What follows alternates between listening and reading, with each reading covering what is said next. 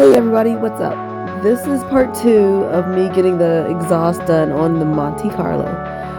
All the way up until 8-minute mark, you will learn even more about this car and about exhaust in general. I didn't want to leave anything out just in case people want to learn more. So I hope you enjoy. If you don't want to learn anything, you just want to go straight to sounds and how it looks at the end, just go to 8-minute mark. Alright, I hope you enjoy. You want to be true dual or whether you want to be single inlet, dual outlet. That'll make the difference on where I start. You said horsepower doesn't matter with that? It's not going to change it. When you put a V8 in it, that's going to be the time to do it. Now, you can set it for true dual right now. 2 mufflers, 2 tailpipes, 2 connecting pipes, and then junction it into a Y, which means all you'll have to do is clip, and then run straight to your V8 headers. Okay. That would prep you not to have to do the exhaust again. But if you do drop a V8 in it, you'll either have to go into that single and dual. You won't really be true dual. So if you plan on doing that with this car, then do it the true dual way. And if you're not going to be doing that anytime soon, you can save a couple bucks, buy a 1 muffler instead of 2, and it's a single inlet with a dual outlet. And I'll be taking it right from its exit point, post-catalytic converter. Okay. I know I am going to probably be doing the conversion, but like in a year, not right now. Sure. So, but you can still be single in, dual outlet. I have V8 trucks come in here all the time. We do them all the time. We got single 1 muffler. It's really not that much horsepower difference. We're only talking about 15 horsepower with an exhaust anyway. right? Yeah. It's not even a noticeable difference. Okay. Well, Unless the only way to get any kind of noticeable difference out of your horsepower is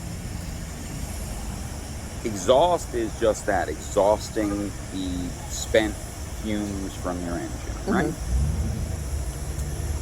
Once you do that, you're not going to regain a whole bunch of horsepower. You're able to let out a ton of exhaust now, but what if you never took it in?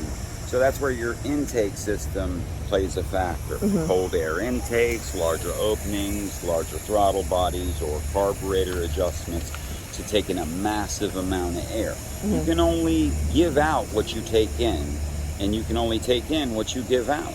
So the combination, so you can get 15 horsepower out of exhaust, you can probably get 15 horsepower out of intake. That's 30 horsepower. But together you can get close to 60 with a proper tune. You can't achieve that with a proper tune in just doing one of them. right. Okay. So you're going to want to make sure your air supply is as massive as your exhaust supply is. Maintaining some back pressure on your engine is always going to be a good thing, as cars like these like to smoke with too large of an exhaust system and no back pressure. So, and they also run through gas like it's nobody's business. The larger the exhaust is opened on an engine like this, the more it's going to run through gas. This has a full ignition system still on this 4.3. Because it's in historic, you can delete all that That's stuff. what I'm saying. I heard it's clogging everything. With me doing the exhaust, the first thing I'll probably do is take that, if it still has it on it, the old pellet converter, I'll chop that thing off of there. Because it's so restricted, it's not even funny. And it's not necessary to you. And then you have all these other little quirky things on here that are restrictive as well, even though it's a 4.3. This is a Smog unit right here. That thing could take a ride to get out of here. It probably had an air pump down here at one point. That's what that bracket down there is. And it was, that bracket's right there. Somebody's already taken the air pump out. So taking all this smog nonsense off here would be the next best thing that you can do so that it can breathe correctly. And I would probably even take that quadrajet off of there and maybe get a nice decent little 500 Elderbrock and something you can dial in nice on this engine, as long as you're keeping this engine. If you wanted to get some more get up and go out of it. I had a buddy of mine, Eddie McKeon, McKeon Motorsports, that actually made a 4.3 that made 525 horsepower. Hey, that's pretty good. He makes his own engine blocks. McKeon Motorsports. So, and he's a really, he's an engineer, and he designed this thing. And they used to use these cars for dirt track racing. Okay. Oval dirt track racing. Yeah. So he had he was in the V6 class with 500 horsepower. Oh shit, kicking up dirt, huh? Kicking up massive dirt. And it dropped a lot of weight. And it was crazy. I love this candy color. Thank you. Yeah, I'm sorry. That way. Automatic transmission, all that stuff. That's something. Shoot. I need just the engine drivetrain on an average. Typically, got to get these out of a Camaro or Corvette. You can do a truck one if you want. You can get a truck one probably for $5-6 grand. If you're getting it out of a vet, you're looking at about $8,000 just in the drivetrain. No labor. A lot of aftermarket parts that you need to complete the project, like the motor mounts. Yeah. They come off the block. This is the whole aftermarket kit that shines it up like that. The oil pan to make it fit in that little baby space. Trans cross member right there. If you're smart enough to move the engine where it needs to move, you can achieve salvaging the stock drive shaft. But in most cases, people don't do that, and they do a measurement, and then they have to put an aftermarket drive shaft in it. But I like to save people money, so using their stock drive shaft, I move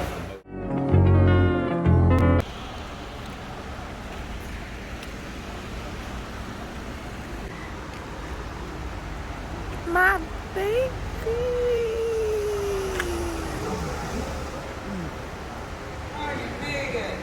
Yep.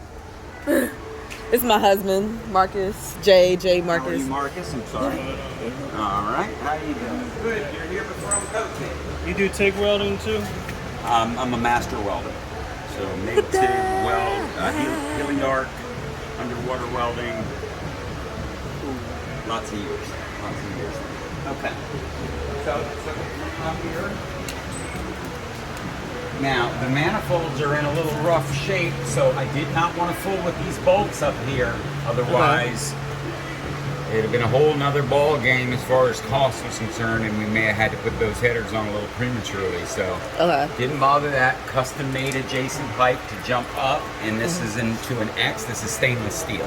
Okay. So it's never going to, you see it, clean the surface off of it. It was a previously enjoyed stainless steel X, so I put it in there, and I didn't charge you any extra for it. Thank you. So I did that for you. Come off for that pipe as well. So these are separated. Then they go X to build a little back pressure. Okay. Then these two pipes are completely separated. 30 series. Hop over the axle, clear the spring, mount there, mount here behind the tanks. There were bolts that were welded into the frame, and then nuts put over top, so you'll be able to remove it, take it down at any time if you need to, do whatever. And if you do the conversion and put a V8 in it, be easy enough to take from, now a V8 has the same displacement, so depending on what manifold you use on it, or if you do headers right off the bat, it'd be as simple as clip, or clip it here and here, and then just run your pipe head into here, and you're all set for your loops. Okay. Short amount of work as in comparison to what we talked about with that single end. We would have to redo the Cool. Thank you. And we all get to hear it. Awesome. All my welds are 360 wrap welded. As you see, I go around them with mirrors to make sure so that there's no leaks. Thank you. I'm so excited.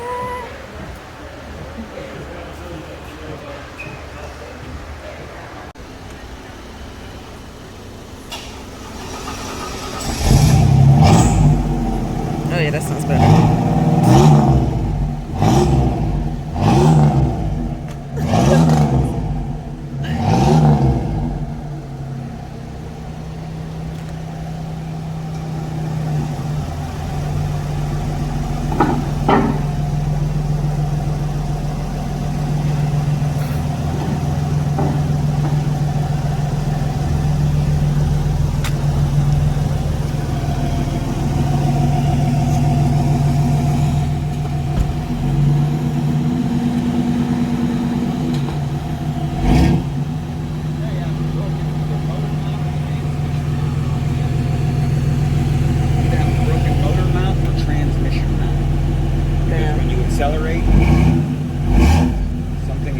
jumping up. It's probably the tail amount on the transmission that we should put one on there relatively. But, you know, when you accelerate, you feel that like in the floor. That's either a broken engine mount or the engine rocking up, or the tail is lifting up. Okay.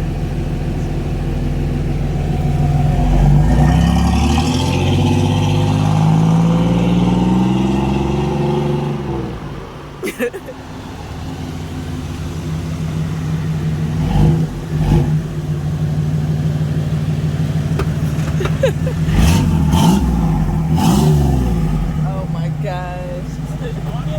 Huh?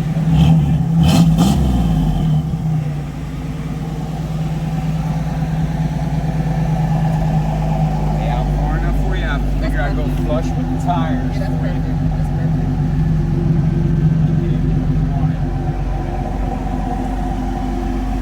Yeah. With the black tips.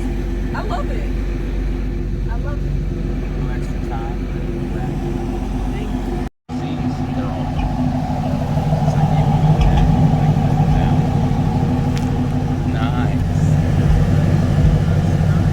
Like a middle maker.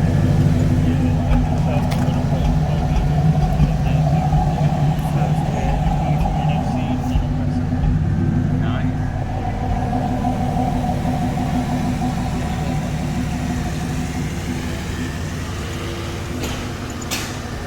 Oh my gosh.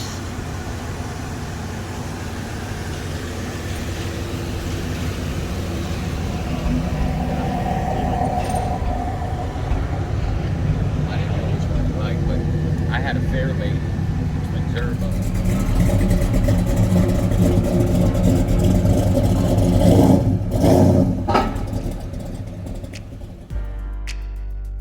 Thank you so much for watching. I hope you learned something from this video, and I will see you around.